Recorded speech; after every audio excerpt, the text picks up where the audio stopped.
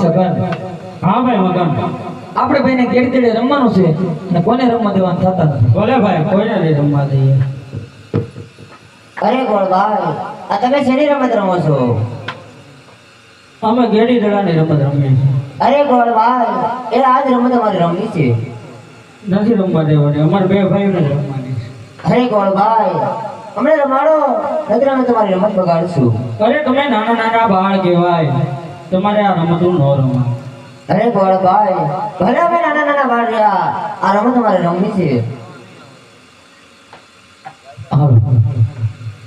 એ આજે ગેડીને દડાની રમતો માડીઓ રે